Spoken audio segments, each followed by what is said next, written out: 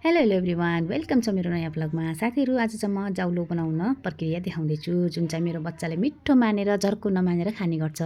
म चाहिँ कसरी बनाउँछु हेर्दै जानुहोस् है। साथीहरू, मैले चाहिँ पहिला चामल भिजाउनुभन्दा अगाडि राम्रोसँग पखालेर चाहिँ आधा घन्टा जति चामल भिजाउँछु।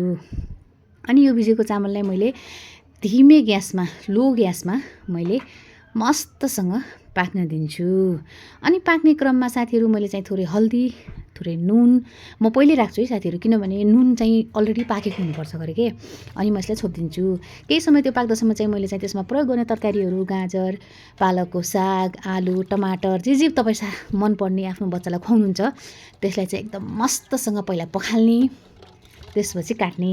प्रायः साथीहरूले चाहिँ काटेर पखाल्नुहुन्छ, त्यस्तो नगर्नुला साथीहरू है, पखालेर काट्ने।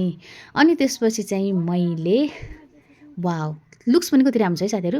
त्यसपछि अनि मैले चाहिँ पाक्दै गरेको जाउलोमा सबै जति पनि काटेको तरकारीहरू थियो मेरो छोरालाई मनपर्ने, त्यो सबै चाहिँ मैले हालेँ। प्रायः मेरो बच्चाहरूलाई चाहिँ यस्तै मन पर्थ्यो है, मेरो नानीहरूलाई पनि यस्तै पनि मन पर्थ्यो साथीहरू। त्यही भएर चाहिँ म चाहिँ यस्तै बनाउँछु र खाना पनि खान्छ। म चाहिँ जति खान्छ त्यति नै बनाउँछु, बरु उसलाई फेरि खान मन लाग्यो भने फेरि बनाउँछु।